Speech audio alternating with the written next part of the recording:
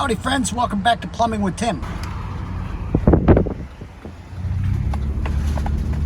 They were at a customer's house who complaining that they have no hot water. They've had some guys out here 2 or 3 times working on this thing and still have issues. Let me show you exactly what we have to do to get this lady some hot water.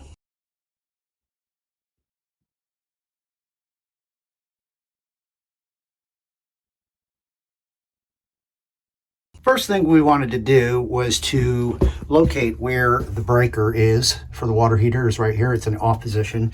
And we went ahead with our multimeter and we tested our leads. And we made sure that we had 240 volts because that's always a smoking gun. If we don't have the proper voltage going into the water heater, this thing will not operate. Now you got to be careful when you're working on these things. You always got to come down and find out the specs on here. Okay, what the voltage is on it, stuff. That way you know what your target is. Right there you see it, 240 volts. And we already did the checking out and we have 240 volts coming into our lead here, so it's not an electrical problem. The thing I did is I turned the water off, supply to the heater. I ran a hose across the hall into a tub where we are draining the water heater. When you're doing this type of work and everything, which I do all the time, always be prepared, cautious, make sure all your power is completely turned off, check it again, make sure everybody in the house knows, do not touch the breaker and stuff like that, because 240 volts can kill you, whether you like it or not. Both the top and the bottom panels open. Here is our upper thermostat and our upper heating element. Down at the bottom, same thing, lower thermostat and a lower heating element. We're going to go ahead and we're going to take that one out first. But if you're going to do this kind of thing and you're worried about hooking these up wrong, stop what you're doing and take a picture of this. That way you can reference back to exactly what you took off and how they're supposed to go back together with the new ones. We have a new tune-up kit for the water heater. These are heating elements, and we got an upper thermostat and a lower thermostat. Now, look on these before you do anything. You're going to want to see somewhere on there that says 240 volts. You see that? Right there, 240 volts. Very important that we match this up with what the heater is in demand of. Point, we're going to loosen up 1, 2, 3, 4, 5, and 6 screws. We're going to pull those wires out of the way.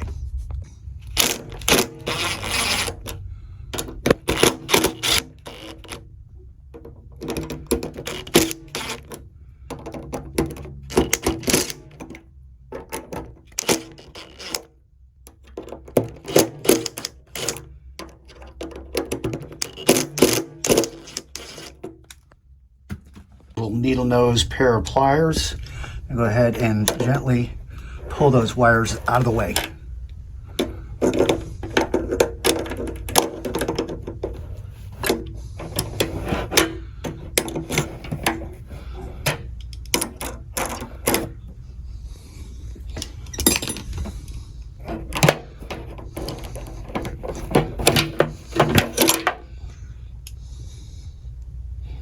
Before you get confused and too involved in everything, we're going to work on just the top set with the upper thermostat, upper element. Let's go over to the tub, check, see if this heater is done drained so we can go ahead and back that heating element out of here. Looks like we're still draining, so we still have some time. Okay, seeing that we're waiting on the water heater to drain, and I'm going to explain to you about that here in a minute. Let's not waste any time. Let's go ahead and let's take this upper thermostat out. Now we got 2 dog ears. They're sitting here at the bottom of the thermostat. You don't want to bend them. Just kind of pop it out of place where it needs to be. Each one at a time. It's got a little notch there. One at a time. See that? Just push it up and bring the thing out just like that. See that? There you go. Let's put the new one in. All right. All the way up to get your bottom 2 little pegs here. And we want to snap them into place. Nice and easy, take your time. All the way down, see that? Perfect. Those were the 2 little dog ears I was talking to you about.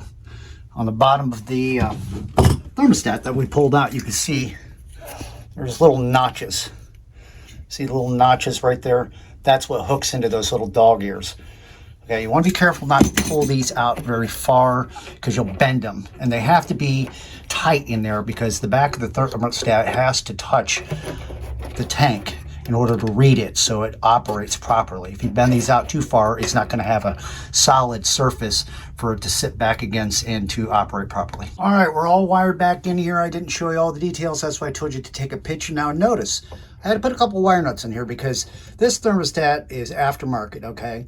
And when it slid down into the slot where it needed to be, my 2 wires coming up from the leads up top were too short to make that gap. So I had to cut some 30 amp wire and bridge it so I can make it into the top 2 terminals. There's nothing at all wrong with that. You just have to know what you're doing and work it on the fly. And once you get that thermostat in there, always come over here to where your temperature gauge is, a little flathead screwdriver. Make sure that's set to anywhere between 120 and 125. Don't trust it from the factory setting. This way they're going to have enough hot water, not too much. Don't want to scald them. That's usually what it comes from the factory. We don't want to call back. Now down to the lower thermostat. We've loosened these screws up, so we're going to pull that out and that one, set it aside, as well as the top one up here, which is going to come out like that. That's coming down from our lead up top. And then our other one, just pull it off to the side like so. And now we're ready to snatch this thing out of there.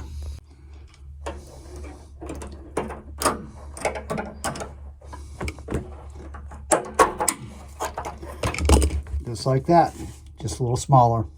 Back in with the new one. You can just kind of pop that into place where it needs to be. Maybe give it a little bit of help with those dog ears. Nice and easy. There, just like that. We'll wire that back up. We still got some water in the heater. We are almost ready to take the top element out of there. Let me explain to you why I drain the water heater. I've met a lot of plumbers, worked with a lot of plumbers. A lot of the guys say, Tim, why don't you just take the heating element out of there? Don't drain the thing, and just pull it out and swap it out with the new one. Problem is, a lot of times you have a difficult time getting that old element out of there and getting a new one back in, and seconds count. And I'll show you what can happen. Go ahead and I pull this thing out, knowing that there's water in here. First of all, if this is defective, it might be bent or curled, might have a hard time pulling that thing out. As the water is it's going to get down inside here or down inside of there, even a little bit, and then it's trapped in there. What happens?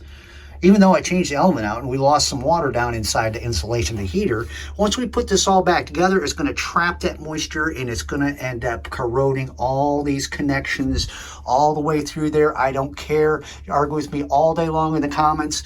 I always drain my water heater completely down so we don't risk trapping water inside the insulation of this water heater, causing premature problems and corrosion on our electrical connections. Now that we've got our upper and lower thermostats replaced on this water heater and everything, this water heater is seeming to drain a bit slow, but I believe the water level is low enough on the heater where I can take the upper element and get it out of there. Plumbers, listen up. If you're in this line of trade or you're a service plumber and stuff, and you find yourself working on a lot of water heaters and stuff like that, you need to have a proper wrench to remove these elements. This is what they sell you at the big box store. This is garbage. These things suck so bad, and I'm going to show you why. See the edges on this element and stuff? Yeah, they're rounded, okay? And when you take and you put that wrench on there, like so, it constantly wants to slip off. It's not a tight connection, and you can drive yourself out of your mind. Here's what you need to do immediately if you're going to be in this line of work. Get on Amazon and order yourself an 1.5 deep well 6-tooth socket. See that? 1.5. They're only about $10. After you get that, go to Harbor Freight or somewhere else, get yourself a breaker bar that is going to match that. See?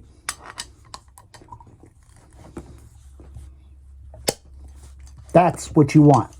That is how you're supposed to move these elements in and out. I'm going to show you how easy this is. Watch this. See that? Watch how easy this comes out. No slipping. None of that crap. That big box store wrench and stuff. This thing is so easy. And you got that big breaker bar. So now you got a lot of leverage behind you. Plumbers, listen up. Hear my warning. This is a game changer right out of the gates. Nice and easy. Now we can just pull that thing out. Ooh, look at that. See, it's hard to take out of there. That's why I don't want water in there. Let's take a closer look at this and see what failed. Look, element is completely split in half. That is a major upper heating element failure.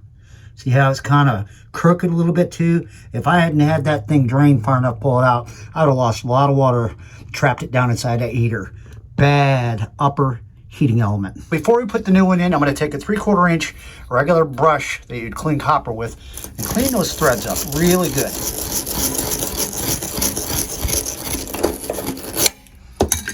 Take a rag, kind of wipe it off a little bit. Nice. Your 240 volt element. Make sure your screws are attached, as well as a rubber gasket right there. I'll reinstall this.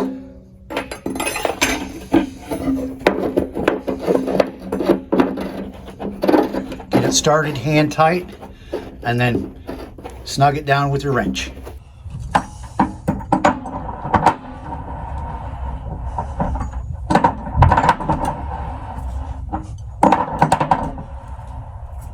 Don't over tighten it, just snug it. Butter. Now it's time to tighten down our 2 leads to that element.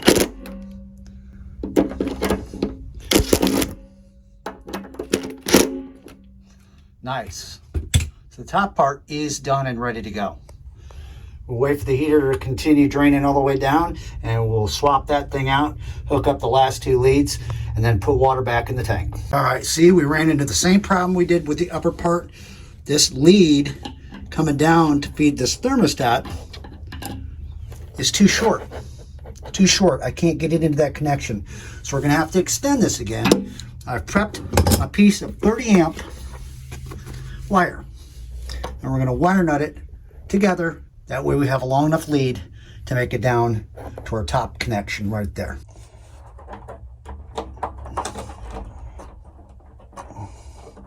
I wish I could get the camera closer for you, but one-man show here. This is kind of a two-handed kind of job. Just got to trust me, live vicariously through me. We're just putting an extension on that short lead so we have enough room to make our connection onto our thermostat, which is going to sit just like that. There we go.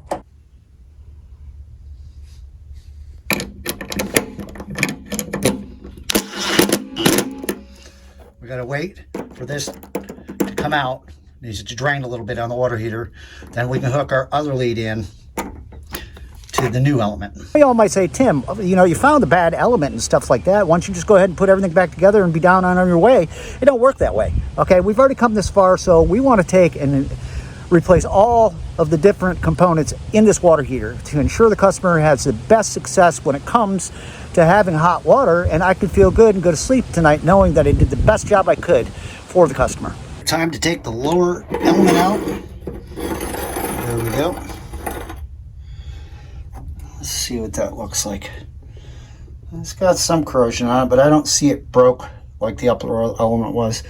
Looks like it's got some rust on it right there. All right, we're gonna clean that up and reinstall the new one, put this thing back together and get the show on the road.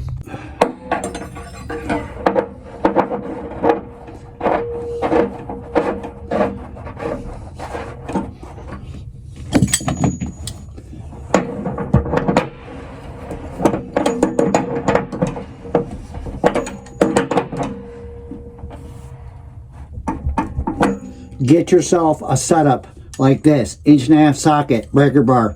You'll thank me.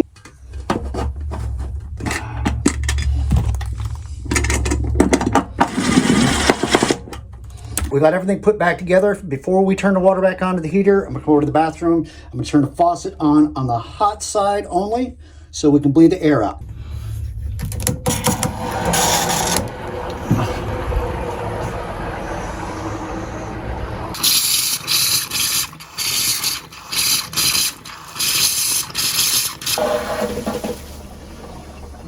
sounds like that heater is full.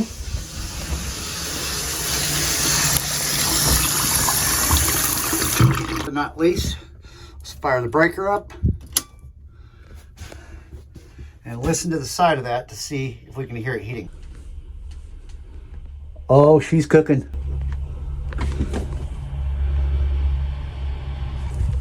That's going to do it for this one. Thanks so much for hanging out and watching how to fix a water heater that stopped heating. You saw me disassemble the thermostats and the elements and stuff like that. And as you can see, the upper element was completely toast, all split and stuff like that. Now, whoever she had coming out here 2 or 3 times, all they were doing was just hitting the reset button on the upper thermostat. Listen, I can see it tripping one time because of maybe a power outage or something, but if it's continuing to trip, it's telling you there's something wrong. It usually comes down to some sort of thing like an element being bad. And plumbers, if you're going to be doing this job, stop pissing around with garbage equipment, spend the money, which ain't much. Get yourself an 1.5 inch deep well socket with a 6-point teeth on there and a breaker bar, and your life will get a lot easier when it comes to servicing these water heaters. Got any comments, questions, leave them down below, and don't forget to keep plumbing.